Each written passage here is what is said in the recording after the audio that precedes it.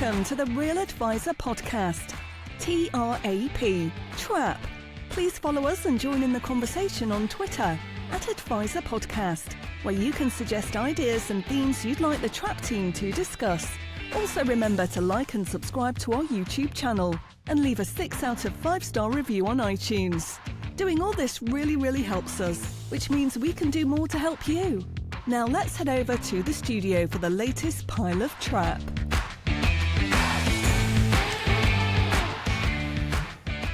Yes, indeed, dear Trappists. Welcome back to what many people are calling episode 63 of the Real Advisor Podcast, TRAP, TRAP. My name is indeed Lincoln, and joining me as ever in the digital studio of doom are the three other horsemen of the apocalypse.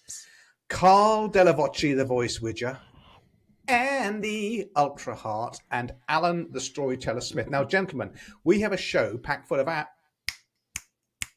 absolutely nothing, so let's start unpacking it straight away with some more high energy review reads read out by my very good friend, the Right Honourable Mr. Andrew Hart. We're breaking new ground today. We have 3. The first one is from Arsenal for Eva, 6 out of 5 stars. This podcast is an excellent resource for the financial planning community. The camaraderie between the 4 chaps shines through, and it's a relaxed way to really get into the nuts and bolts of full-fat financial planning.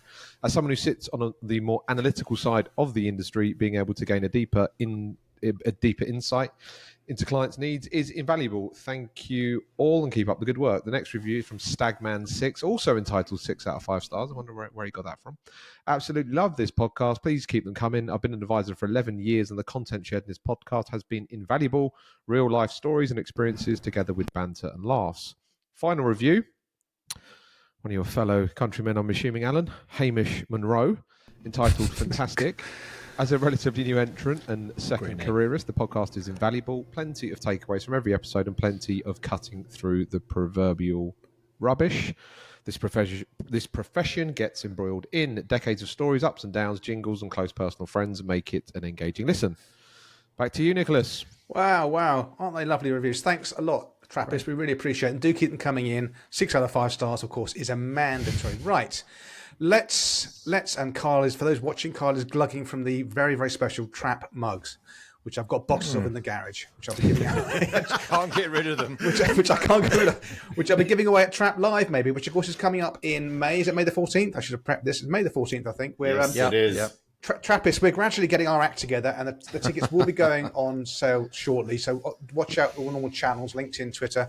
You'll be emailed as well if you've signed up to register your interest, and the link to do that will be in the so-called show notes. But May the 14th, cannot wait. Things are coming to a head, and we're still friends in the TRAP pack, so everything is good. Okay, let's put a topical timestamp on, yes, marginal. Let's put a topical timestamp on episode 63 of the Real Advisor Podcast. Smithy, you're going to talk about AI. Alan's infatuation, isn't it? Mr. Magpie, crack on. AI. I've kind of pivoted what I was going to talk about a little bit on the back of the breaking news out of China. I think it's worth mentioning if in passing, if nothing else, as it relates to, because I do think this has a significant impact. Well, it's already having a big impact in our firm, and it will have a bigger impact. Yeah, DeepSeek came out of China. It's been around for a couple of years, but a big sort of formal launch with their latest version of their AI modeling tools and platform. And the way, as is obvious, I am no expert, but I kind of dabble around the edges. And as someone described to me what this new technology, we're familiar with OpenAI and ChatGPT and the various Google versions and etc. But all of a sudden, the cost of this has just gone down by 90%. So the analogy someone gave to me the other day is like, imagine you could get a new iPhone for £100 instead of £1,000, or a new Tesla for $3,000 or $5,000 or something like that. Not quite as good as the mainstream model yet, but it's a tenth of the price. That's interesting. And that has a significant impact potentially for those of us who are trying to embrace some of the technology within our financial planning businesses. I've already had a chat with one of our sort of AI partners on this, and they're pretty excited about it, saying there's going to be a significant impact. This stuff, they can move faster, they can move cheaper, they can embed tools and processes within financial planning practices. So I think the speed at which things are going to change now is really going to heat up, and things are going to move forward a lot faster. I won't go into it now. We are using this stuff daily, and it's making a significant impact in our business. And lastly, I will be speaking about this at, let me check the name of it, Empowering Advice Through Technology conference, which is on today. Today. When this podcast comes out. And that is a conference which I've often thought about going, for one reason or another didn't go to in the past, but it's a tech conference as it relates to financial planning. Alan. And I was going to say, anyone else going? And turns out Mr. Hart. Why are you going, Andrew? Is it a matter of interest? Is it various reasons? Do you normally quite interesting. You normally go? You weren't there last year. No, it's my first time I'm going to go. Okay. There is a load of interesting tech companies speaking. Looking forward to it. Okay. I'll see you later today then, Andrew. Yes, I'll see you soon, Alan. Yeah. That's it. Move on. Okay. Thank you. Good luck with the... you're speaking there, aren't you, Alan? I've muted myself because I'm trying to be efficient. I am speaking. Well, a kind of... what do you call it? They call it a plenary. What's that word mean? Plenary? Is it fireside chats? Like, panels, isn't it? Panels, no, it's kind of the B-side. It's like... Yeah, I'm on the B side. Yeah. No, I think he's actually on the main stream, Carl. He's on the main stream. I was joking. Sorry. Yeah. I am. I'm a keynote speaker. You're definitely something. Okay, let's move on to the next thing on the agenda. So this might not be news to the Trappists out there listening to this, but it's kind of news to me. I just doing a general investment account transfer from one provider to another. This client that I'm rescuing from her previous advisor. And because it's a GIA and it's got pregnant capital gains, you do it in specie, intact, don't you? That's the way to do it. Okay, which I've done. What I didn't realise was that you as the advisor have the ability to tell the receiving scheme what the acquisition cost of each line of stock is, which effectively means you have control over how much capital gain is going to be calculated as and when you sell. So it just really surprised me that you can do this, because I can only imagine that some advisors in the past, some unscrupulous advisors perhaps, have put in false figures for the acquisition cost, thereby wiping out any pregnant gains. And no one checks up on this. And to me, it just seems like a real loop. I'm really surprised. I don't know why the seeding scheme doesn't tell the receiving scheme what the acquisition cost is, because they've got that information. I've got the information on the client file. So it must be gamed, especially now with the CGT exemption down to 3. I mean, it's so piddly and can get wiped out by one or two. A good day on the market can wipe that exemption out. So it just strikes me as a real loophole. I did think there'll be some sort of fee between the investment platforms and the revenue, but since you've highlighted this, I'm thinking there's less joined up thinking with this.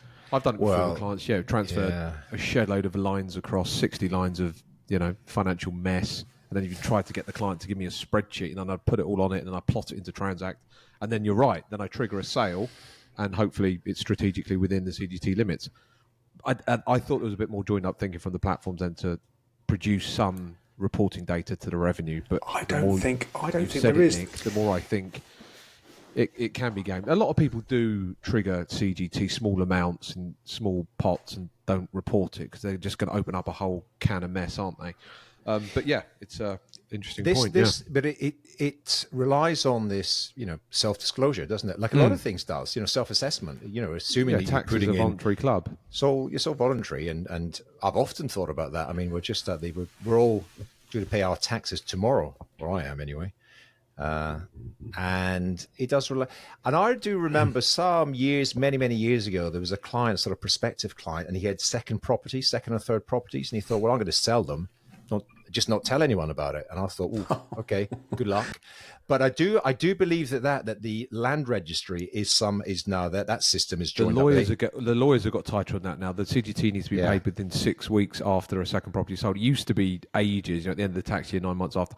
Yeah, I think that's got a bit tighter now. You're right, Nick. You probably can game the system, but the consequences of doing that and getting tripped up are not worth it, I wouldn't have thought. Watched. There's a similar issue here in that, do you remember I've spoken before about exit taxes payable here in Ireland at 41% after 8 years on funds? And what has apparently happened is some of maybe the platform providers, maybe the insurance companies, if someone is paying on a monthly basis, or somebody has paid money in and then topped it up and then taken money back out and then topped it back up, that they're all kind of going, we don't really know how to track this. We don't really know exactly how to calculate the tax and when the tax should be due. Because think about it, if you put in 100 grand and your tax is due after 8 years, and then the following year you put another 100 grand in, right? Okay, that's a straightforward enough example. But there's all sorts of complexities can start happening if there's withdrawals in the meantime and then you top back up or whatever. So there is some work being done, I know for sure, on the simplifying of the tax of funds and bringing it more in line with CGT. But that's a perfect example where, you know, with the best will in the world, the self might not be able to self-appraise their tax liabilities because you just don't have the information to hand. Plus, the insurance companies are supposed to pay that tax on your behalf to the revenue for you. And whether they have the information correct or otherwise is up for grabs. So, yeah, interesting. And again, doesn't it kind of go back to stop meddling with this stuff, stop changing it around and having a long-term strategy. Yeah. I mean, we're like broken down records on this, but that's what works here. That's what allows people to plan their finances and, you know, in the long term to be comfortable that they're planning appropriately for everything, including their tax liabilities. Maybe when the CGT allowance was a lot higher, they were less bothered about it in the UK and less people got caught up by it. Because it's so low now, they might be a bit more on the front foot with it. But again, I don't know if the platforms are being told to disclose more information, but we will see.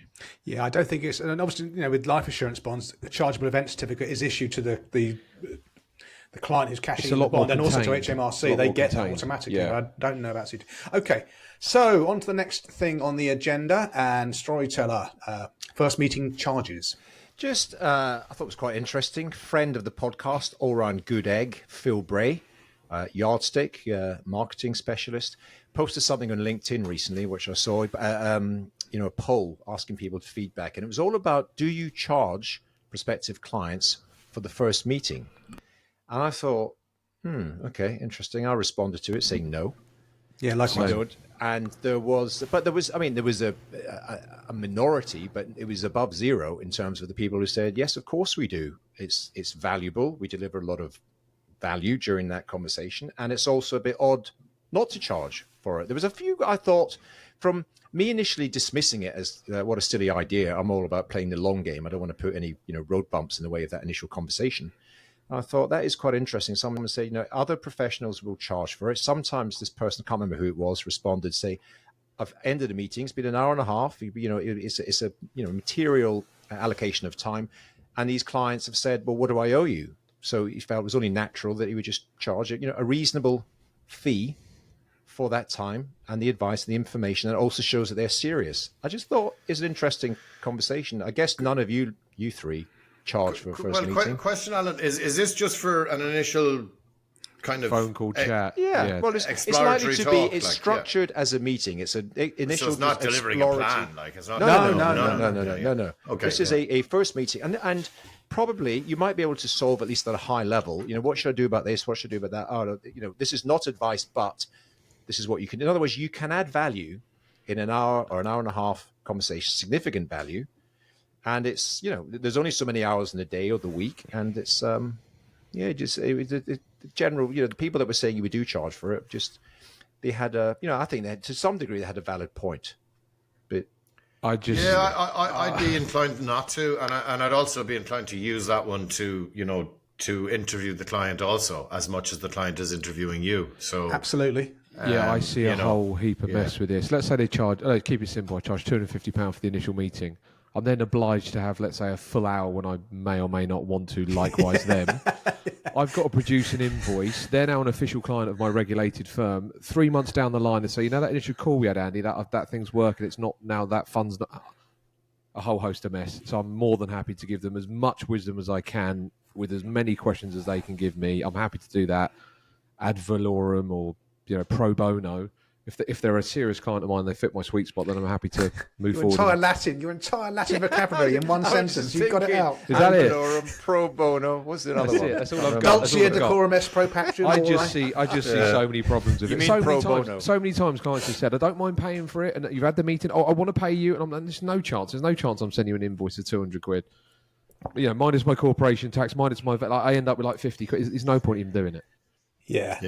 And I read the comments in that LinkedIn post by Phil, and there's the good thing, it does weed out the muckers. That's one thing. You know, you're not going to get people just kicking the tires, but it depends on the business. As you guys know, as the Trappists probably know by now because I go on about it, but the prospects I get are all referred by existing clients, right? So I know they're going to be a kind of fit, and they've already been kind of partly sold on me. So I don't really get the muckers. So that wouldn't help. I just think we've got to give some back. You give away to the university, and you get things back. How do you think the referrers sell you, Nick? Do you know what? It would make me cringe if they probably said, "Listen, this guy's all right, but he's a bit weird." That's probably as kind as I can exactly think. what they say. Yeah.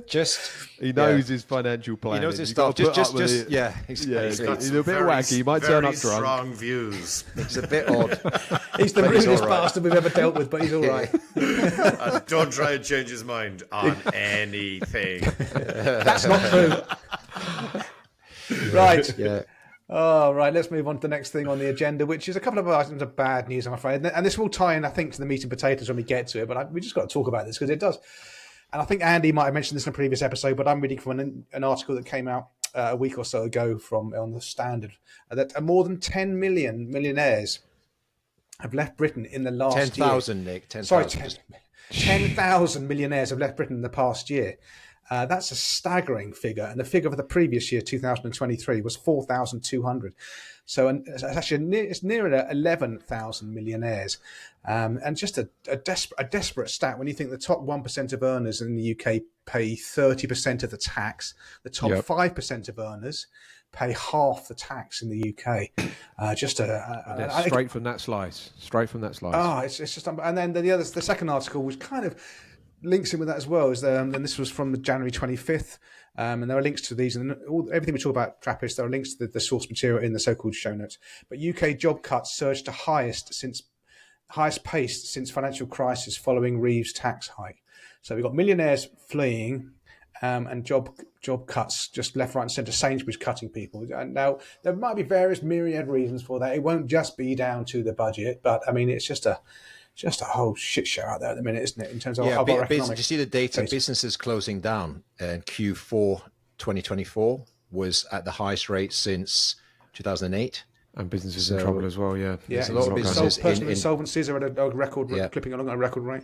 Would Brexit have anything to do with this? Or? No. Ask really. Nick. No. Thankfully, we're out of that because Germany's in this recession, proper full-on recession, and there is no serious economy in the EU apart from Germany. But thanks for the reference, Carl.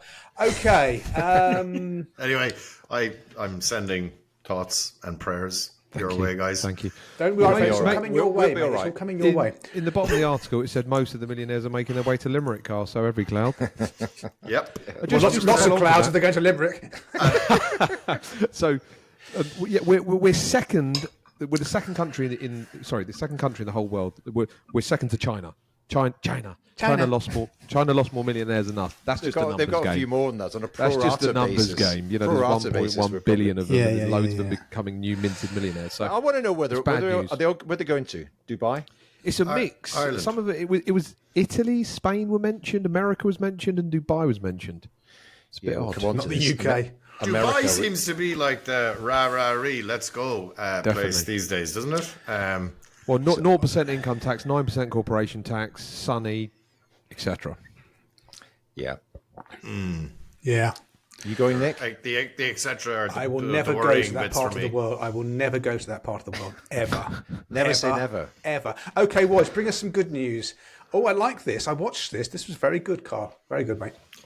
Yeah, so I've been kicking this idea around for a long time. I tend to do that, kick ideas around for a long time before I actually execute on them. But I did finally execute on this one. I thought that doing some kind of longer form interviews, not too long, but maybe half an hour thereabouts, with some of our clients whose, say, stories I find very interesting, to talk to them about their background and where they've come from, where they are now and where they want to go. And we're kind of calling it, not kind of, I am calling it the Third Act series. So it's about, well, you're maybe preparing yourself for the mid 50s, 60, mid 60s, that and onwards, that kind of leg of your life, shall we say. And look, everyone's story is, when you actually sit down and just ask people to talk, it's so bloody interesting. And I have to credit Alan here, because it does, Alan, kind of come from your idea of interviewing your dad, right? And that kind of stuff. So I suppose made it a little bit more commercial than potentially your idea. You could interview your dad. Yeah, no, and I will. But I suppose this is asking people their stories, and then asking, what impact has financial planning had on you and your family? So this one was with Brendan Ring. Brendan is a very good, a close personal friend of mine. He's a very good friend of mine. And Brendan has an inspiring story, because Brendan is a successful entrepreneur, but he's also the founder. Thanks. Better late he's also than the never. founder of Cleanest Foundation. Oh yeah, I saw that. Was that part of you? I didn't know that was your client stories thing. Yeah. I met him. He's lovely. Yeah. And so his daughter unfortunately passed away, and he co-founded Cleanest Foundation with his wife Terry. And what a mission that man is on. But he's just an inspiring guy, and I love spending time with him. So I said, you know what, this would be ideal to kind of launch the series. So look, it's on our YouTube channel. I don't know where this is going, other than I have 4 or 5 or 6 more lined up to do. My plan is to do 12 this year, do one a month, and just put it out in YouTube for now. We may turn them into podcasts. I don't know. So because Andy asked earlier on, what's this? And I was like, I don't actually really know yet, other than I think it's a good idea. And look, I the reason I'm sharing it here is 2 things. I'd love people to subscribe and watch and tell me what they think. But I do think every financial planning firm could do this. And I think it's a fabulous way of displaying your work. Right? So ask your own clients to tell their story and tell, simple but well brilliant. done for launching. Well done for shipping. Yeah, it looks super slick. Look really good. I mean, if you're doing the video and you've got the video nailed down because it looks really good, just do the podcast, mate. You've got the audio there, and obviously not you, but get someone who's vaguely competent in the organisation to do the podcast as well. Why would you not? Yeah. And look, there was no editing at all in that. That was a one take. That was a sit down. Sinead is in the corner of the room, basically working her magical skills on the audio and the video and all of that. And opposite us, I had, kind of broadly speaking, the 4 or 5 questions that I was going to ask. Right, that's it. There was no rehearsal, no nothing. Brendan arrived in late. I gave out to him. He went, "Oh, calm down, it'll be grand." And we just pressed record and just started chatting, and it was amazing. Now, look, it's really easy when you're talking to someone like Brendan, because I went, "Brendan, tell us your story," right? And if someone is like gives you 4 or 5 sentences about, well, I live down the road there, that it's not going to be great. You've got to be selective in who you choose to speak to. Brendan went into stuff that I never knew about him, and I was, this is awesome stuff, Stick it on the fact find. Know your client. You can also obviously put that on your website, Carl. Can't Of course. You? Yeah, like you can repurpose it in a few places. Of course, you should, Carl. I've said this long about podcasting in general. Every financial planner in the country should have a podcast, even if the only people who are ever going to listen to it or watch it are their clients, their existing clients. People want to know they're part of a community, part of a club. They go, "Oh, I didn't know they were clients," so that's got an interesting story. As we're proving, it's not that difficult to create a podcast. You get on a screen, yours was great, obviously, because it's video and film and in person, which is a different level, and it's worth doing that for clients. But even if you just did something like this on a Zoom call or Riverside and had a 15-20 minute, I think it's better that you're in a studio, Carl, and that's a studio that you've got at your office, isn't it? Yeah. So, well done. Try and use it for as much as you can, mate. It's brilliant. Yeah, no, we are. And look, that's in Limerick, so we're trying to get people from Dublin to come to Limerick. Will be a challenge in itself. But look, we'll get there. But genuinely, I would say everyone should do this, right? Because everyone has loads of interesting people that they've done great work for, in terms of financial planning. And get those stories that are really interesting. Get them out there and let people hear I the agree stories. with Carl, but I would just say on this, there's quite a few advisors have got videos of clients on their website, but they're totally pushing the advisor. What was your life like before you met us, and how They much call it better? client stories, don't they, Alan? Yeah, It's but a how bit much of better movement is it now? And he goes, Yeah. "Oh, my life is amazing." And it's better too, if the it's advisor's too there. me-centric. This is a whole Yeah. thing that people need to Yeah. understand. And I've mentioned before. I think it was a culture corner, the story brand stuff. You make your client's the hero, and your future prospective client's the hero. You ain't the hero. That doesn't matter. What people want, and your future prospective clients, they want to know who else you work with, and what's their story, what's their background, and how can you? They're assuming you know what you're talking about. You don't need to do a big "I am," "We're amazing, aren't we?" All this stuff. Look, the one. I think the third or fourth question is what difference has financial planning made for you and your family, right? But it's You can put a few or one or two little things in that, but the real thing is that person's journey and their story. And of course, Brendan's got a sad one, but a sort of interesting powerful one as and well. it's funny, Brendan's one of Brendan's big points is, he, because of, I suppose, his sad story is he's going to live the life that he wants to live right now, right? And he's always going, on a reference to a hot balloon, is that what they're called? It's a balloon Hot air balloon. Hot air balloon, yeah. One of those newfangled devices. They've just made their way to Ireland. Yeah. Hot air He balloon. actually did it in Portugal, but it was like, I'm doing this and we're doing this trip.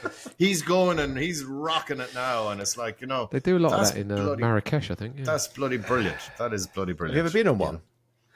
Yeah. Fuck no. Yeah. Sorry, No, excuse me. it's but quite no fun. way. No, a basket that's going by. I've been in the Goodyear blimp. You know the Goodyear blimp that hovers over? yeah. You've been in Back in 1984. I can't remember how. It crashed, didn't it? Can't remember how.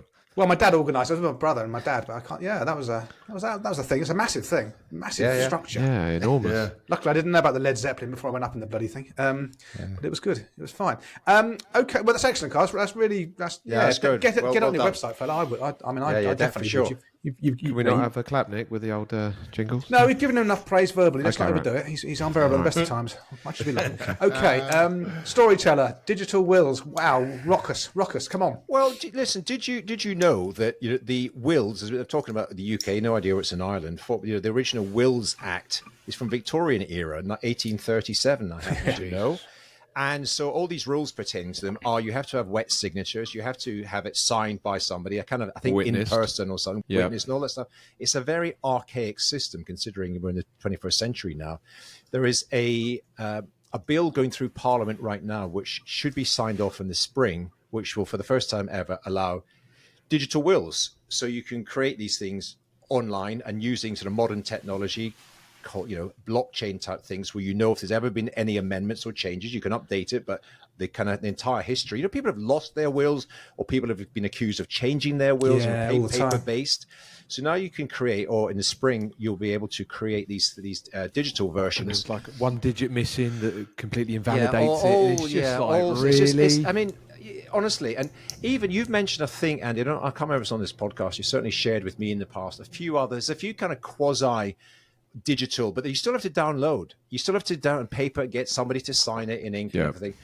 Well, as I say, very soon these digital things will be available. I had a call with the founder of a new business called Adeus Life, ADEUS Life, adeuslife.com. Link to their website is in the so-called show notes. Adeus. And I just think it's a really interesting, innovative process in that. I don't know about you. We always tell our clients update their wills, even get a will done. You've had I had a situation with a client. If you got a will, they go, "Yep." When was it done? Oh, 22 years ago. You've had 4 kids since then. Then there's doesn't, it is And so 2 wives. But yeah, exactly. And a mistress. And people just in their head, they go, "Yeah, I've got a will." Yeah, but it's completely hopeless. In fact, someone else was talking to recently. Really complicated situation, which I won't share with, but he didn't change the will, got divorced, got a new partner for years and stuff, and the ex-wife is still listed on the will. Anyway, one of the reasons that occurs is because there's a lot of friction. There's just a lot of admin and hassle as people, "I'll do that next week." So this digital. Do you actually know, Alan, if this change is coming in? Because the change will impact everything. 50 businesses that are going to get into this space. It's going to be overloaded, is what I'm saying. Well, correct. There is this is what I'm told. Nick told me, the founder of Adeus told me. They're the only firm. Obviously, he would say this, but obviously others will come in. Every law firm in the country should have will have a version of this. It is expected to get royal assent in, I think, April. From Okay, so it might drag on, but there's it might drag a bit, but it will be. Another thing is, there's a lot less cost. I mean, they're offering. Well, obviously, if you've got a really complicated lifestyle and you do have, like you boys have got 3 ex-wives, 2 mistresses, and multiple children, then a digital one might not work. Stop projecting. Yeah. But it might not work. But for a bit of sort of straightforward situations, it will really. I want to say about 90 quid or something. So super cheap. Store it online, digital vault, and all your other kind of stuff. Anyway, it is interesting and worth subscribing to their. They're providing a lot of information on that website, so it's good for us to know about because it's relevant for our clients. Okay, that is good news. Thank you, Storyteller. Okie dokie. So, things are changing at Transact. Yeah, just a very brief mention about this. Jonathan Gunby, who is the leaving CEO, he's going to be retiring this year. He spent 40 years in financial services, one of the good eggs. He joined the mighty Transact in 2011 when they had 10 billion AUM, funds under management. Now they've got close to 60, 70. He's been a big champion of not skimming off cash, which has been a great thing for the profession. And he's retiring basically, and we have the new guy who is going to be taking over from him. Can't get his name. What's his name? Tom Dunbar, who's been at the company for a while. He spoke at the latest Transact event. Great company. Me and Nick use them quite a lot. Alan uses them a bit. They're doing some good stuff, and they support us. They support lots of other advisors. They're a very, I believe, ethical firm in everything they do. Anyway, so there's new change of the CEO. They're still FTSE 250. They're working their way to FTSE 100, but they've got to sort of get the skates on to get to that market cap. So yeah, very brief mention. I've spoken to Jonathan quite a bit. He's a good guy. So yeah. And what's his all surname? the best in your retirement. What's his surname? It's Gumby with an M. Gunby. Gun. Gunby, not Gumby. Gun, yeah. With an N. Yeah. Gunby. Jonathan did one panel discussion with me and then decided to retire. He's retiring. There you go. Is he retiring? Oh yeah, that was car crash. Okay. I think he's just leaving the whole profession. He's just walking away. No, he's a good egg. Great CEO. Okay, a great company. Thank you. Right. Yes, this is the latest brainchild from our elected betters. And it's not a new idea. This is an idea first floated by Robert Maxwell about 40 years ago. Rachel Reeves is floating the idea that DB pension schemes that are in surplus, the sponsoring companies can access these surplus funds for whatever they want to invest and so forth, which sounds to me like, and that was a joke about, obviously Robert Maxwell did that back in the late 80s, early 1990s. Just a quick side story. A friend of my dad passed away last week. Rest in peace, Dave, one of his golf buddies. This guy, Dave, he had the job because there was a big Mirror print works in Watford. And when the Maxwell thing kicked off, Dave Burke was his name. He had the job and he worked for the Mirror pension trustees. His job was to go into rooms with these Mirror printers and tell them their pension had gone. And you can imagine that being a really, really wearing and hard job. Anyway, back into today. This seems like a nuts idea. So when DB pension schemes aren't in deficit but are for once in surplus, Reeves is floating the idea that the sponsoring companies can access those surplus funds for whatever purposes they deem fit, which to me just seems like an absolute recipe for disaster. Have you guys seen this story? Seen it. It's been mooted for a while. I haven't really caught up. I think it's just been the latest. This is ring fenced. This is ultimately pensioner money. It's employees, ex-employees, retirees. It's held in a trust formally for the benefit of. I just don't get. I haven't really spent much time on it, but I don't understand legally how. Are you saying the sponsoring employer? Yeah. Who have funded, probably part funded. HMRC would have also funded in terms of a contribution from tax, and a lot of employees would have funded or part funded as well. Yeah, but also these surplus and deficits comes and go. It's been created because, without getting political, but you can't avoid, as a result of some of the recent, the budget and the way gilt yields have spiked, so a lot of yields. schemes are in surplus, but they can easily gilt yields That's go what the I'm other way, and Exactly. these schemes will suddenly be in deficit, and it's like, And are they going to make them? Are they going to make them plug the holes of the deficits? well, that's So right. if they're you know. going to there's allow the always surplus to be ongoing. spent, There's you've got to always- plug the hole of the deficit. Most schemes were in Makes- deficit for donkey's years, weren't Correct. they? And what they did, the whole thing That's is why they wound them all up. Yeah, it's a- exactly. well, That's the other thing. What DB schemes are actually there in the yeah. real world? What Yeah, DB but they schemes are kept- there? But they change the accounting principles. And that's one thing Yeah, that happens. So it's just all disastrous. that smoke and mirrors and fudging numbers, and all of a sudden you're in a massive deficit. If we tweak this on the spreadsheet, you're a massive surplus now. Happy days. Yeah. It doesn't seem like a prudent, sensible thing to me. If anything, pension schemes, these are DB pension schemes. People's longevity is increasing. People are living longer. The implied debt on the pension scheme is going to be significant. And just because you've had a spike in gilt yields, recently, and a couple of other financial engineering things, all of a sudden, I don't know what the employer is permitted to do, because they're talking about 60 billion will be injected into the UK economy as a result. I'm thinking, calm down. What the hell? I need to learn more about it, but it doesn't seem like a sensible idea right now. No, it smacks of desperation to try and get the UK economy, the moribund economy, moving. But I just think there's so much downside with this. What do we never never learn? We just never seem to learn. Anyway, okay. Oh, this is another joyous one as well. Yeah, June, isn't it, this year? Ultra. Yeah, so this is from the Adam Smith Institute, the second wisest Scottish person to ever live, behind Alan. It's the they Right-wing publish think tank. Sorry? Right-wing think tank. You remember, okay. Nicholas? So every year they publish Tax Freedom Day. Tax Freedom Day in 2024 was the latest on record. Correct, Nicholas. Tax Freedom Day was the 10th of June. So up until that point, you work for the government. And on this link, it says historically over the last sort of 50, 60 years, what date or day of the year Tax Freedom Day is sort of triggered. The earliest we've had it, which means it's the best for the end punter, was around April the 25th. And in the last few years, the graph has just been going sort of up to the right. And this year it's the 10th of June. So, yeah, you're going to work. Is that a general across the population? Because for some, it will be later. It will be into Correct, July. Alan. It'll be July. Depends on your tax band. But, yeah, this is an average. And averages are insanely accurate for large groups, insanely inaccurate for individuals. So, so 10th of June. Apply your road tax, your VAT, your council it's tax. endless. You're getting into August, I promise you. Yeah, potentially. I've done the sums. It is. Keep working, guys. Those on welfare are depending on you. Jeepers, you're in a bad way over there. You love this, don't you? I'm loving it. We're looking Right. longingly Okay, at Ireland. all right. I'll tell you what. On a positive note, I've got another tax story. So the Sunday Oh, Times Christ, out of my. and Come the on. Times issue their top taxpayers every year, and I'm insanely interested in this list. Obviously, it's income tax, it's corporation tax, it's collectively all the tax that they pay as their companies. The number one taxpayer this year, normally it's Denise Coates and her family who run Bets 365, and I'll get onto that in a minute. I'm going to focus on a couple of ones in the top 10. The number one this year is Chris Hon, who is a hedge fund billionaire, a huge philanthropist. He's normally the biggest giver for charity. He's the biggest payer of tax. He's the biggest giver for charity. He's doing a lot of good stuff.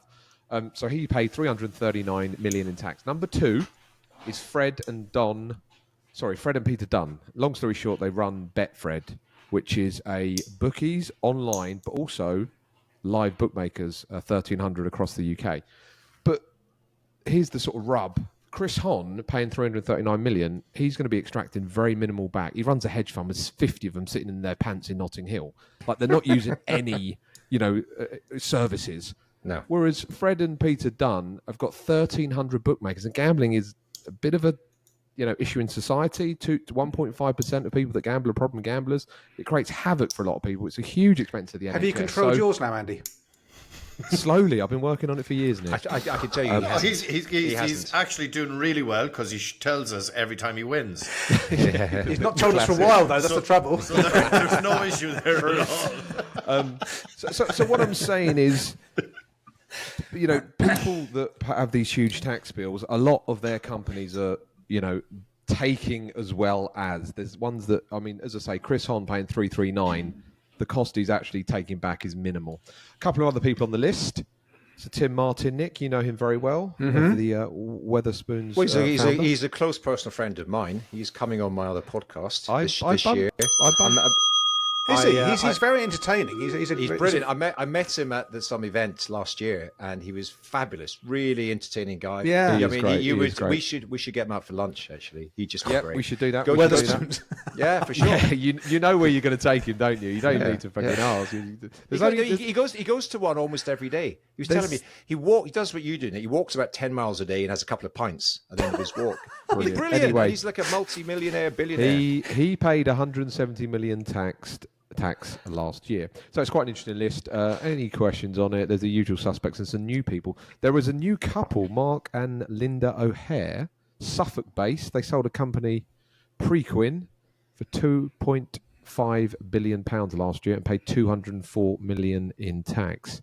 I've never heard of the company Prequin. They sold it to BlackRock, and it's an investment company, so very interesting. It was data, isn't it? Data investment.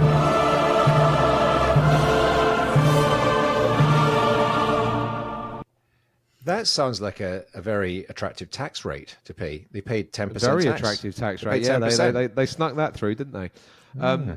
Just sell your business for 2.5 billion. You're only going to pay 30 million. I think we should be clear on this. If people are tuning into this podcast for deep technical feedback and advice, then tune out, because you ain't going to get it here. We're not going into weeds. Well, you will, but it'll be wrong.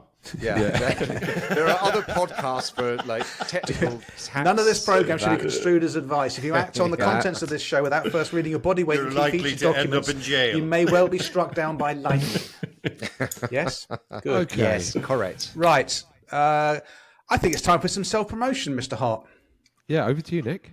Oh, okay. Oh my God, I'm so uncomfortable. Well, okay, we're doing the next Voyantist user group, 21st of March, myself and Ultra, hosting it online. It works really well online. Tickets are on sale at the link in the so-called show notes, but the 21st of March, and obviously, hopefully by then, Voyant has updated the software to reflect the changes to pensions and inheritance tax.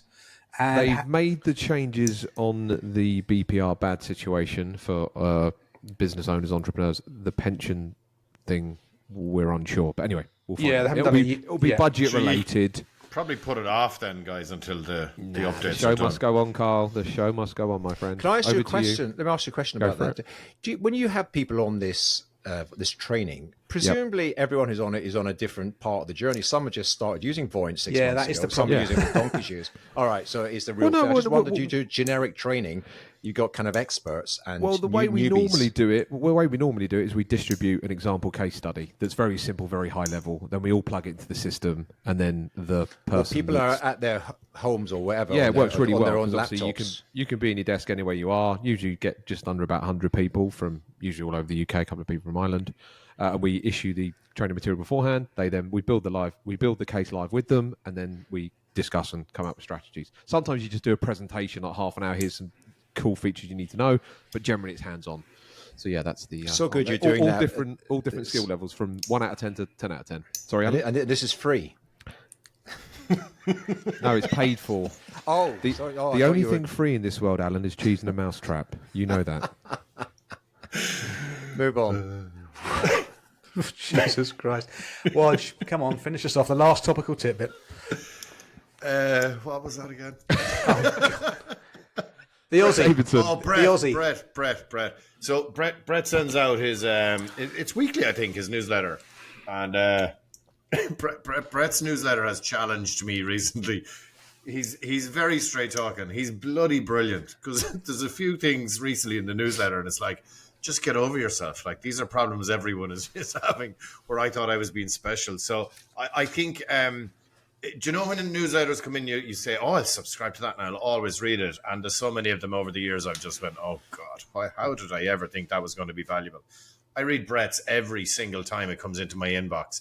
And if I don't have time, I will always leave it there and I'll come back and read it. So anybody at all who is building or looking to build a firm, I would say definitely, at the very least, subscribe to Brett's newsletter.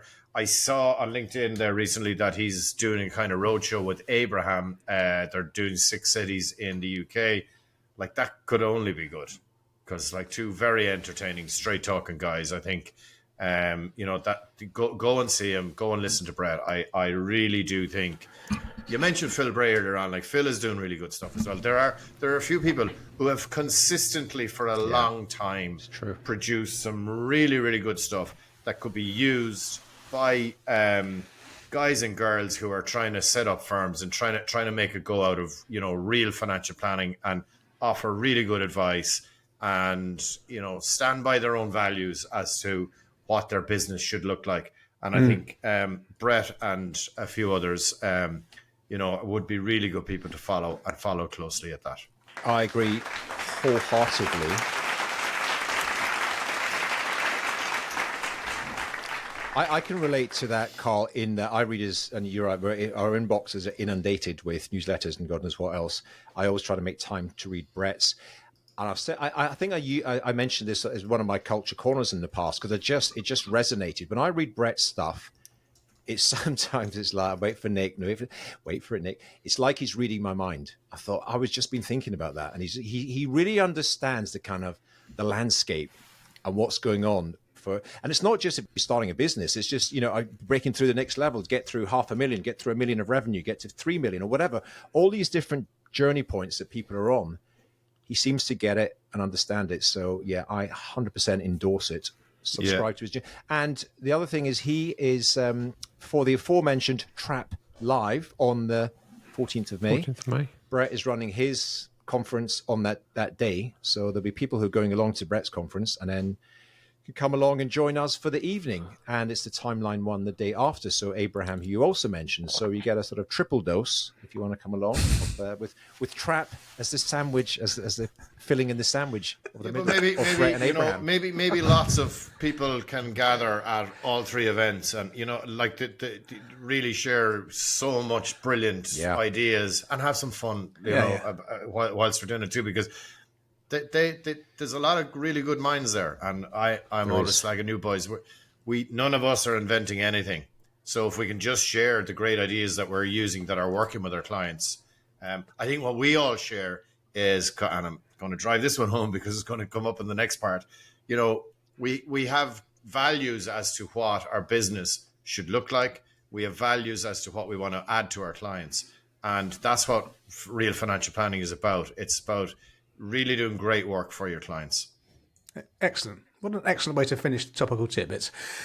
And finish them we will do, because we're at 47 minutes in, and we do need to move on to the meat and potatoes. This could be the shortest meat and potatoes we've ever done. It could be an absolute, it could be one of these. Or the longest. But we're going to give it a go anyway. And when I say this chap's name, please do not scream and say, Christ, no, not the Trap Pack talking about politics. I come here for anything but politics.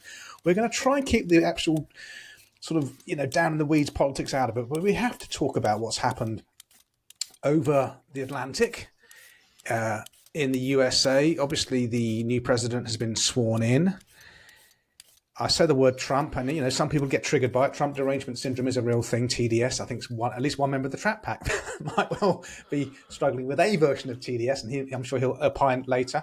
We have to talk about it, if only because, regardless of what we think of Trump, and he's a Marmite character, I think you like him or loathe him.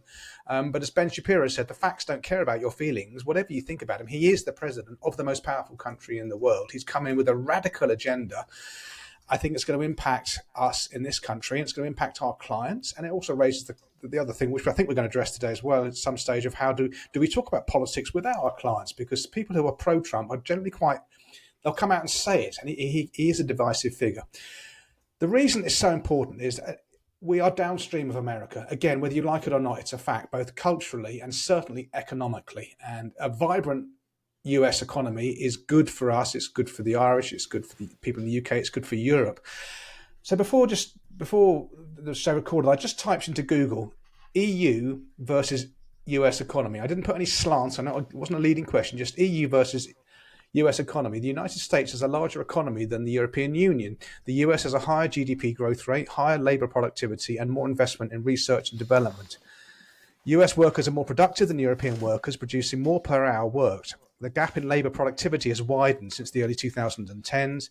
The US has invested more in research and development, which has increased productivity. The EU has lagged behind in investing in new technologies. And just a final thing, there was a report from Santander in June 2023. which said in 2008, the size of the European economy was 10% larger than that of the US. By 2022, it was 23% smaller. That is an astounding fact, and it's not in a good way. The GDP of the European Union has grown in this period, 2008 to 2023, by 21% compared to 72% for the USA. And many people will say the last few years in the USA haven't been one of its great economic spurts. And despite that, it's done that. So if the US matters, because it is pulling away and pulling away from us in our part of the West. And I think what Trump is doing, if it works, he's come in with this massive, just the range of ideas from the Doge thing headed by Elon Musk, crypto, getting government involved in that, whatever you think of that, AI, which again, as Alan led off with in the topical tidbits, is in the news now because there's a threat to that from the Chinese. But by God, the Americans, if they're anything, they're industrious and they're innovators, and they will come back with their own thing. This matters. A strong USA drives us. Much as we might not want to believe it or want to admit it, it is so important to our economies because we're downwind of it. I think, personally, I'm a fan of. I know he can be very gauche in his actions, and his mangling of the English language sometimes is something to listen to. But I think in the round, he's positive. He's a force for change. Economically, he'll be good for the USA. If he does what he says he's going to do, they could go on a tear, and the S&P 500 could be at levels we would struggle to imagine in 4 or 5 years' time. Of course, this could all change because in his first term, things were going guns. The economy was blazing along. He put tax cuts in, and then the Wuhan lab leak happened, didn't it? And he made mistakes, as all Western governments, bar Sweden's did, and things changed. But I think the potential is really, really good, and for me, it's a source of optimism because in the UK, as I've kind of alluded to, we can't avoid it. This is not political. We're in a bit of a funk, and that's not because of the current administration. There was a blue administration before that, from 2010 to 2024, and there was a red administration before that, from 1997 to 2010. So we're just now swimming in 30 years of bad policy making. And I think we've got a chance to get out of it if we pick up the ideas that are coming across from the USA.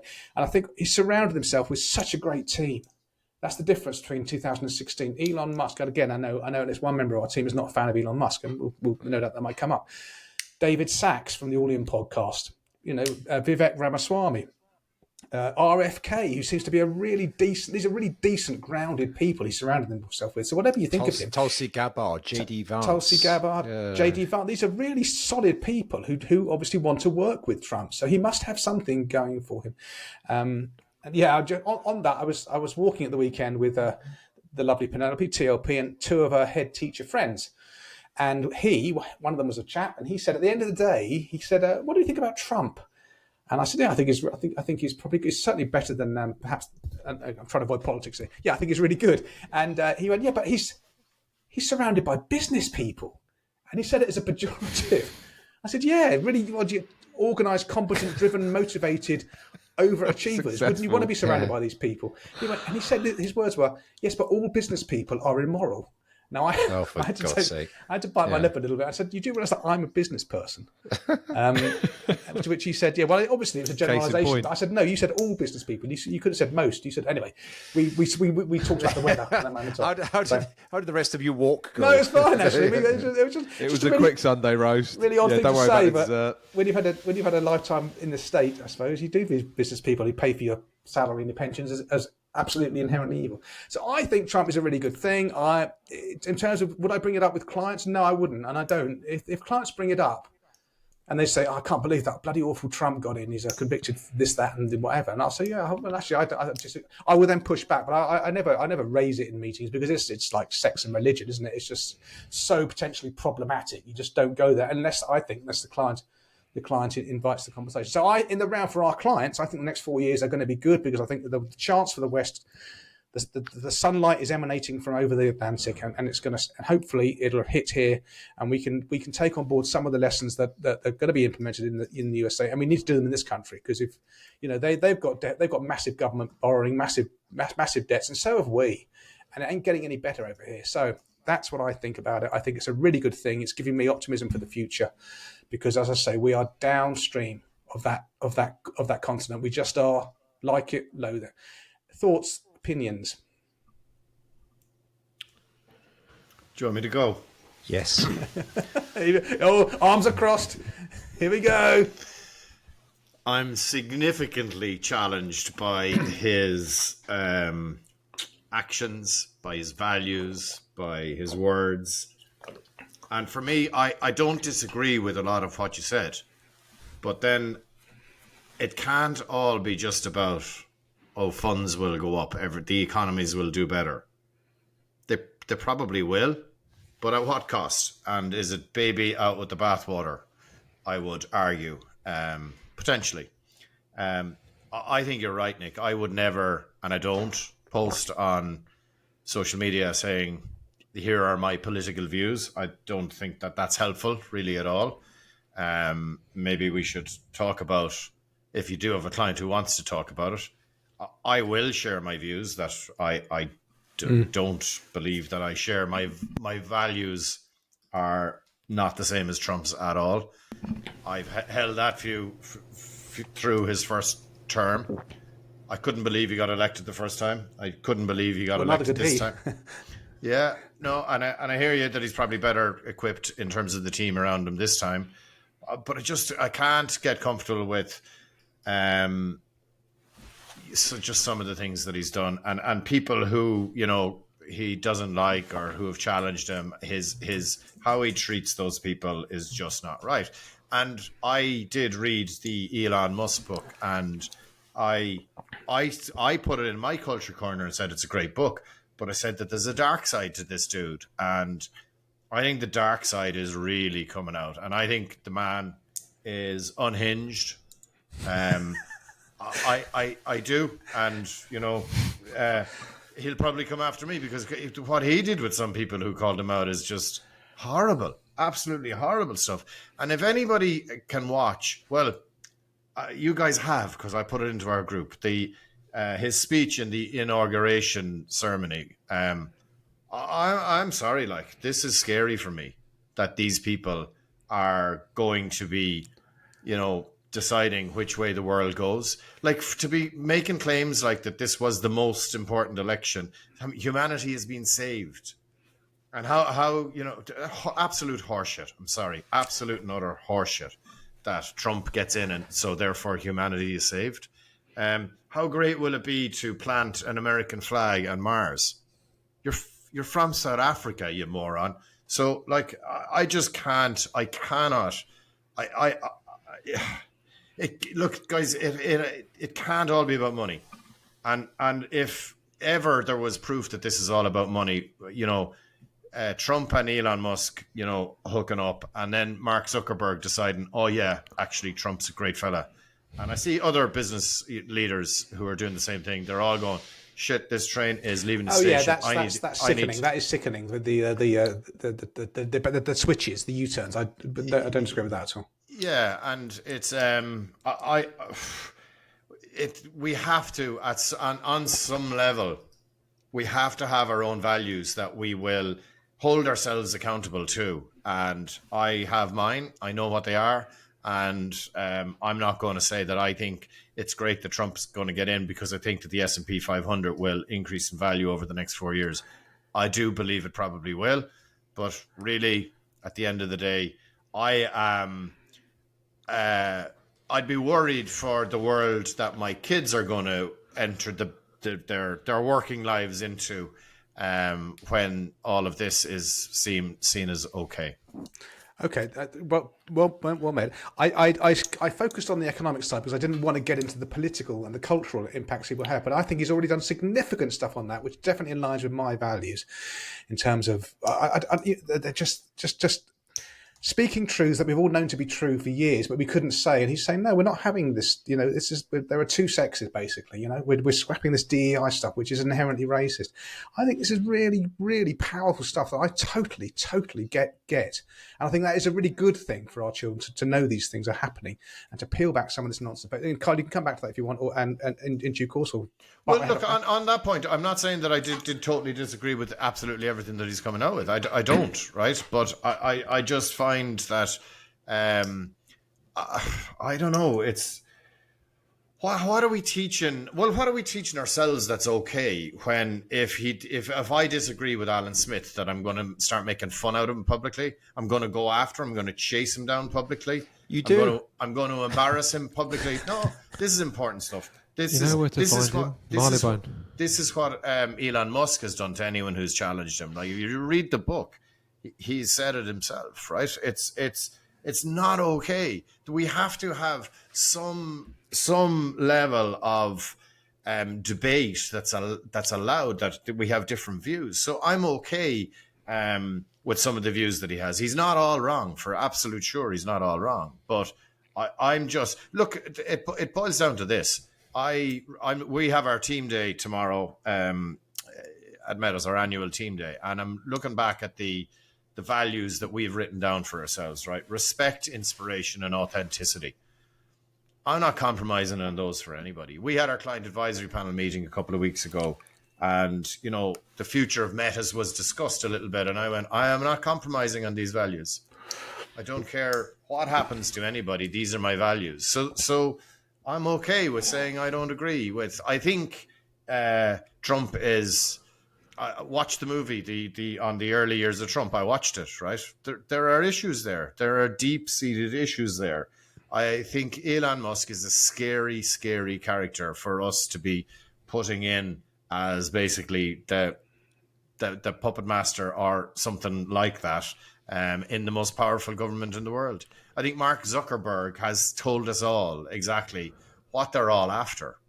Power. That's what they're all after. And money is power for these people. And sorry, don't like it at all. Okay, well said. I think storyteller, you should perhaps go now. You've been I can't speak for you. You can shoot me down, but you've become more involved in just following the political winds in the last few years. Have you not? I have in recent times. Just stating my case, I honestly say that I'm politically neutral. I'm broadly politically neutral. I've actually voted for all the main, or in my voting career, all the main political parties at the various times. And I what I am is pro positive economy, pro business, pro all those things, because I know the impact that has. I grew up in an entrepreneurial family. And I know that, creativity, entrepreneurship and all that stuff tends to create benefits. Someone wants to open a corner shop, a restaurant or something or other, employ people, pay their taxes and so on. It is a positive. So broadly speaking, I am for smaller government as opposed to huge, cumbersome administrations with all the costs and the inefficiencies, which are well documented and well known about. So I'm not extreme one way or the other. But what's apparent to me, I mean, there's a couple of things going on. One, social media didn't exist in, to the same extent that it does now, going back a generation or 10 or 20 years. So everything is analyzed to a millionth degree.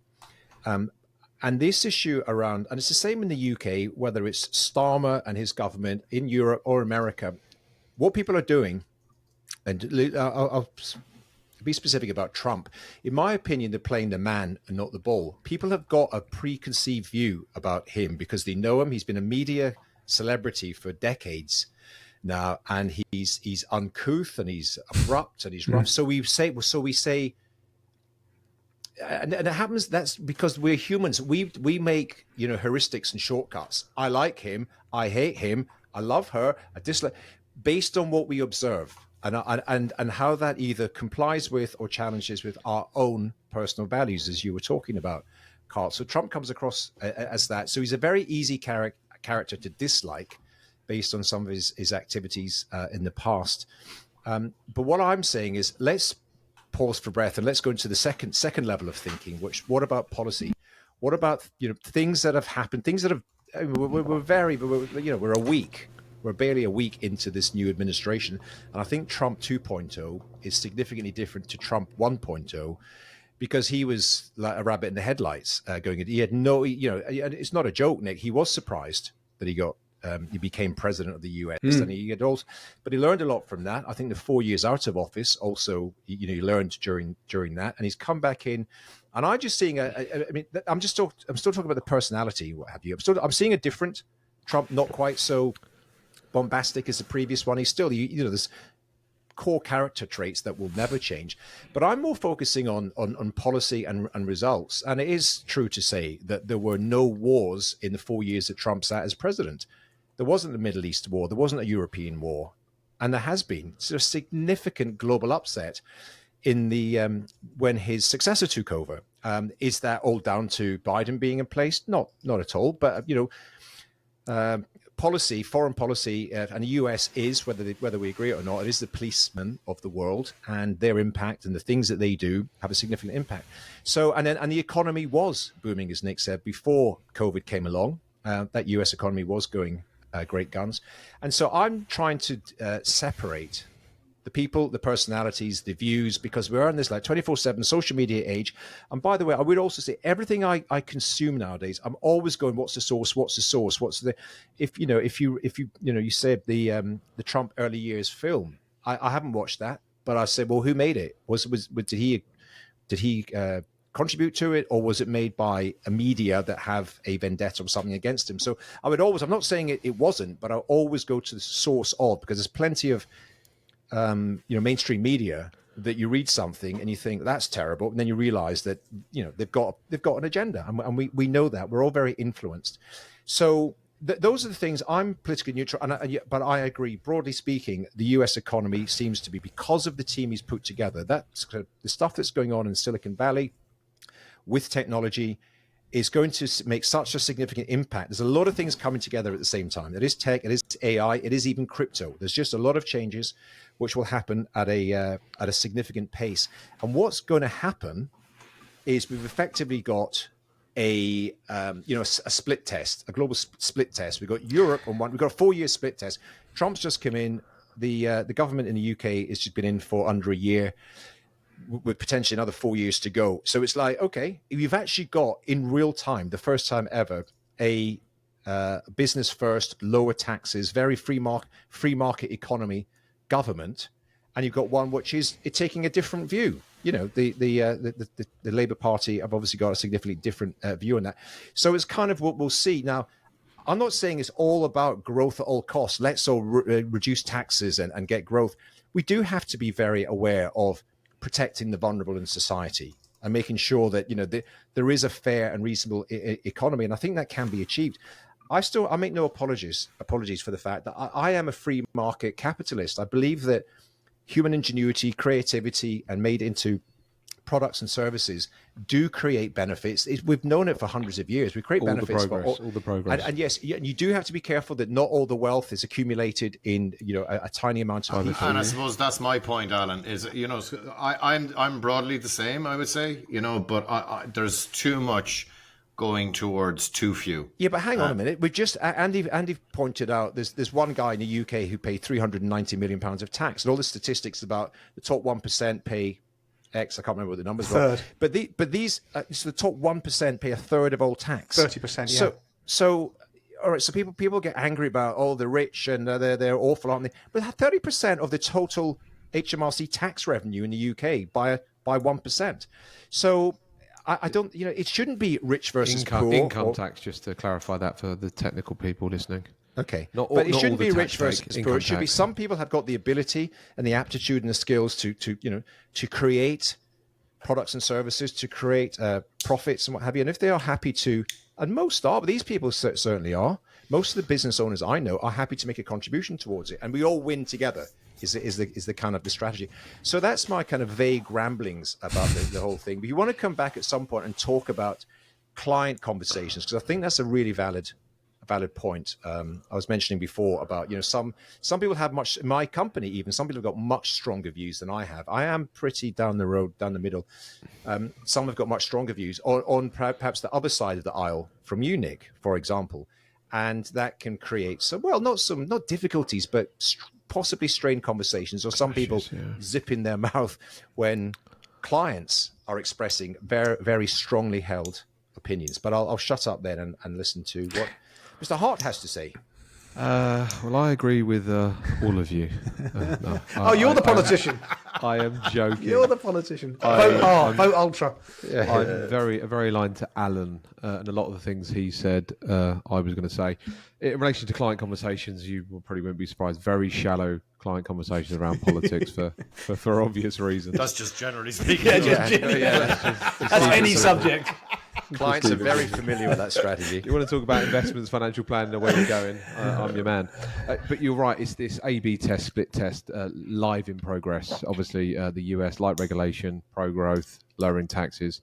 The UK, Europe, heavy regulation, higher taxes, and it's already showing as slower growth. I'm also a big fan of what El Salvador are doing, Argentina. Again, they're all just lighter government, pro-growth. The Trump situation is interesting. Even the thing recently happened with Colombia, you're all aware of it.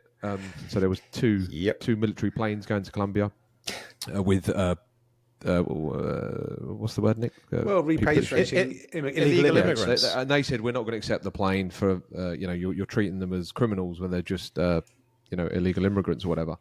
And then immediately that night, heavy tariffs, import duties. All the Colombian officials won't be, and immediately the Colombian government just backed down straight away. I mean, how long would that take for? The previous. Trump did it while it was on a Sunday. He did it while he was playing golf. He was 2 under par. And by Monday morning. And he just texted it. That's another lie. Have you ever seen the guy playing golf? Right? He's never been 2 under par in his life. But anyway. So immediate restrictions, immediate tariffs, and then obviously they back down immediately because obviously they're the big boys of the world. Pro change, pro growth. In terms of obviously some funny things, obviously he's brought out the Trump meme coin, which is a crypto meme coin. So it has no value. It's just a punt. I think the current valuation of that is around about 6 billion at one stage. Trump's net worth went to. I know it's just all the money and it's all the boring stuff, and he's got enough of it. So is Elon. They're not really too fussed about that. I mean, once you breach. Pick a number. They are. You can bet your bottom dollar. Yeah, money is power. I get all of that. And they want more and more and more and more and more. They absolutely an astonishing do. fact I realised this week, America now accounts for 73% of the MSCI. And only 25% of GDP is America. 25% of the world's GDP is America. But the MSCI is 73% American. So their companies are performing a lot better than the country. Lots of interesting facts, lots of things to unpack. But it's going to be interesting 4 years seeing what happens in the US versus the UK. Specifically back to our clients, the bulk of their life savings are invested in America, 50-60%. Again, just from a money point of view, but money is freedom. Freedom is opportunity. So the more stuff we can do for our clients, the better. Back to you guys to thrash it out. Well, I'm not sure there's much else we can say, really. I think we've got different views, haven't we? That was a respectful conversation. We couldn't ignore it, pretend it didn't happen, because it has happened. And that's the lie of the land. I think the interesting point, Alan introduced it and you just amplified it ultra there, was this stark test. This is the lab test. That over there they're doing this, and over here we're doing that. And let's just see what the result. I've got a strong gut feeling which way is going to win out. But I don't know. Is the UK the UK and the rest of Europe are they all aligned either? I think perhaps it's a little bit more draconian what the UK are doing. Maybe I'm wrong on that, but no, I was referencing the UK. Yeah. I mean, the UK seems to be out. I mean, a lot of European countries are turning more centre right, and we are a bit of an outlier. So that's the contrast between the UK and the US. Carl, that's what I was. That's what I was drawing it to. Okay, all right. So we've hour and 30 minutes. I know that Ultra, you've got to get the Rugrats shortly, so we won't. No, I'm good. I'm good for time. Don't worry. I've got to leave in like 10, 15 minutes. So what's the next? Okay, well, of course, it is the Trappist questions. And I know it's Trappist question time because I can see Posty at the front door. There she is. She's hauled the bulging sack of Trappist letters up the drive. And if you, dear listener, want to put a question to us, just click on the link in the so-called show notes or in the pinned tweet on X, Twitter, whatever you want to call it, and we will get to your questions. The questions we're doing today are from July and August. Well, I don't know if we're going to do both of them because one of them's more of a statement. I'll let Alan talk about that one if he wants to. But the question we're going to do is from July last year. And let me just open this up and see who it is from. This is from Jamie Cook, who's on Twitter as @JamieCook1997. Oh, God, another one. Goes on forever. Hi, gents. Questions about clients taking income. Fully on board with your global equity strategy for clients in retirement that still have potentially 25 years of investing to go, giving them the best hedge against inflation. I also understand the strategy of having 2 years' worth of capital expenditure in cash/short-term bonds to deal with any temporary market declines. But where do you actually pay the money from when the client is taking income? At what stage do you then move money from the equity fund into cash? Do you fully exhaust the capex in cash first, and then when this has been spent, sell down another 2 years' worth of capex? If so, what if at this point we're in the middle of a temporary market decline? Hope that questions,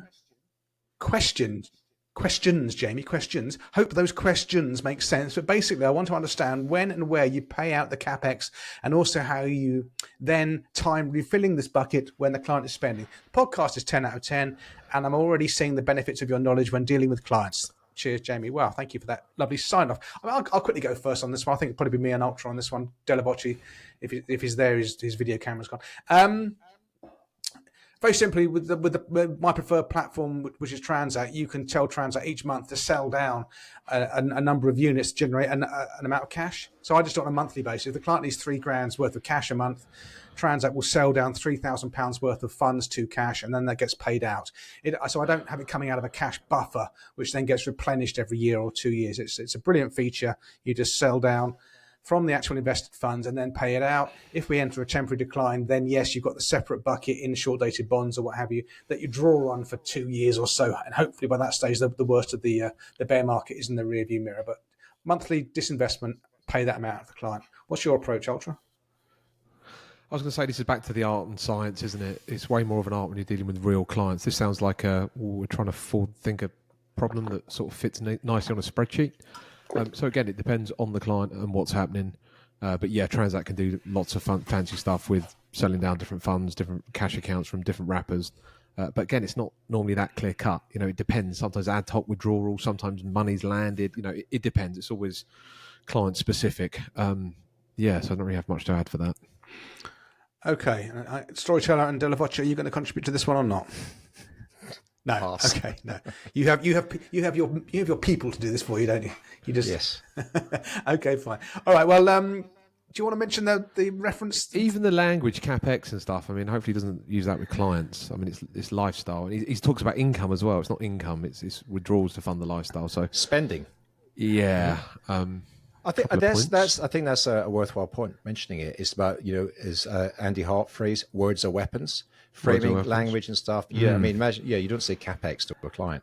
No, hopefully he doesn't. And again, income, let's be quite careful on that. It's withdrawals to fund lifestyle. A few points there. Yeah, just I haven't got it written. Nick, you can read out the question. Well, the statement. Or the statement, yeah. The statement, okay. So statement from Chris Bowmer, Bowmer, Fortitude Financial Planning. He's on LinkedIn. And Chris says, just so you know, we started using the ONS personal income calculator in 2008. Maybe Alan saw it back then and decided to bring it up 15 years on. Yeah. You see, this is my point. It's everywhere now, this kind of stuff. Yes, that's an Elon Musk style pylon. Yeah. 50. Well, calling him out.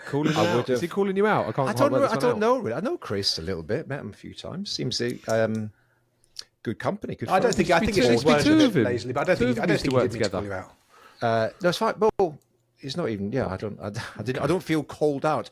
We weren't running the Trap podcast in 2008. You should. In 2008. I mean, God, Hart was still at primary school. Yeah, it was a few years ago. Come on. Anyway, but on the very point of that, it is worth reiterating. One of my sort of things I think about.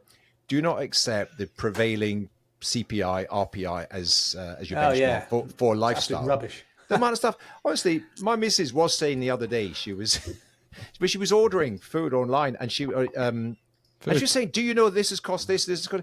And what was it? I can't remember. Something or other. But it's gone up by 50%. Olive oil. No, it wasn't olive oil. It was something else. But just got up. Shout out random foods till we get the right one. Yeah. The next part of the show. Olive oil has gone up the most out of any butter. So the truffles are gone up. Pork loin. The oysters and the pancetta. The price of caviar the and pheasant. Yeah. Pheasant. Lettuce. Ox tongue. No, right. Let's shut up. But the point being, it's not 3%, boys and girls. And what this does, again, second order thinking, is if you're relying on cash and bonds to fund your dignified and lifestyle and the rest of it, you are the last few and years because weren't a you lesson think in that. you are growing at. If I grow at 2% above inflation is only 3%. If I get 5 happy days, I don't think so. It forces another conversation. Not saying as again the heartism, the best portfolio is the one that you'll stick with. True, but you need to know the consequences of it.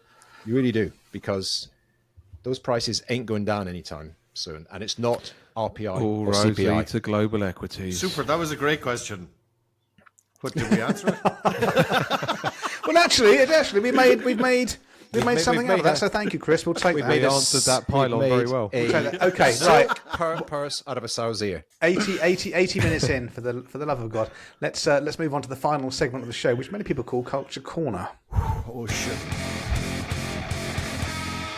Okay, me first. This is from the Many Happy Returns podcast. One of the co-hosts of that is Ramin. Is it Akisa? How do you say his surname, Andy? Don't know. Didn't he speak at your Humans Under Management? Who? Ramin and Nakisa. Yes, he did. Yes, he did. He Where did. am I? Ramin. Yeah, Ramin. Yeah, that's the same guy. The same guy. The Oh. same Ramin Nakisa. I'm asking how you pronounce. Yeah, that's the guy. Oh, that Ramin. Oh, that Ramin. He was thinking about another one. Well, he's had so many Ramins on his hum. That sounds wrong. What's on? So the podcast is the Many Happy Returns podcast. And this episode is called Meltdown: Scandal, Sleaze, and the Collapse of Credit Suisse, which I think is the book of the same name. So they had a guest on, this guy Duncan Maben, who's written this book about Credit Suisse. I haven't got the book yet; it's on my wish list. I will read it in due course. But they're really interesting. Half an hour. Credit Suisse, what a complete shit show! I mean, it was literally the whole history of the bank over decades and maybe hundreds of years, 100 years plus. It's just one calamity after another. We have this impression of the Swiss being very, methodical and organised, and certainly mechanically wise, they're a brilliant nation. But and UBS, which took over Credit Suisse, seems to be a very well written, a very well run bank. But Credit Suisse has got this history of just everything, just one calamity after another. And in the end, it was just too much for them. And UBS bought them out. But it's a half an hour podcast, really engaging, and I might well get the book and read that. So that's mine. That sounds good. I would, I think I'll listen to that. What they did to bondholders at Credit Suisse in the end, these safety secure, they just wiped them out when Credit Suisse, they were supposed to be protected in the instance. It was just, crazy. An affront to the Swiss banking community. My Culture Corner this week is a podcast called Advisor Marketing Made Simple. Two people, Taylor Schulte and Kendra Wright. I think Taylor's had his own podcast separately. He's a really good, engaging host, and Kendra is a marketing specialist for financial planners. And I came up in my feed, I started listening to it, and what they do is they kind of do an audit. If a financial planner come on and he says, well, I'm looking to grow my company, and I'm trying to grow via LinkedIn or grow via SEO or whatever. And they do a kind of really interesting breakdown. And I found that I've listened to 3 or 4 episodes recently, and I found it really good. Anyone who's looking to grow their company, wants to get some tips and learning from it, tune into Advisor Marketing Made Simple and listen to a few episodes. It's excellent. Very good. Thank you, Alan. I'm not muted. Excellent. And it is me. Breaking the Habit of Being Yourself by Dr. Joe Dispenza. So this is actually linking back to my interview with Brendan Ring that I mentioned earlier on. This was Brendan's book that he recommended that was transformational for him. It's brilliant. And if you're in this working towards the third act, or if you're in the third act, it's definitely a book that you should or could read. The first part of it might challenge you, right? I'll just say that, but stick with it. And there is some really good stuff there about, breaking habit loops, I suppose. So, there's some really, really good stuff about, how you can basically change everything if you put your mind to it. But that's the key, putting your mind to it and making your mind work. And I suppose figuring out how your mind works and that kind of stuff. I thought it's really, really good. but deep enough now. I had to focus on it, which isn't great for my little brain. But anyway, I got through it. So Did you read it when you were on holiday, Carl? Some of it, yeah, all inclusive. Yeah. Okay. I have some advice around all inclusive, by the way, if people want that. Don't do it. Yeah, don't do it. No, I Certain did it people once, do it never when you've again. given up Three cigarettes, stone. right? And you're hungry all the time. It's a disaster.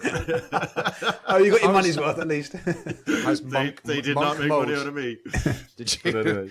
Have you left monk mode behind? No, Oh, that's dear not over. God Almighty! Yeah. Anyway, Okay, go. back All at right, it. my final culture corner. A bit random, but a fascinating documentary. I think a couple of you watched it, maybe. It's called "Don't Die: The Man Who Wants to Live Forever" on Netflix. In this documentary, wealthy entrepreneur Brian Johnson puts his body and fortune on the line to defy aging and extend his life beyond all known limits. Fascinating documentary. I recommend you check it out. Smithy, you've watched it, didn't you? I have. Yeah, I quite liked it. I want to know what Carl thinks about it, though. Did you watch it, Carl? I did. Yeah.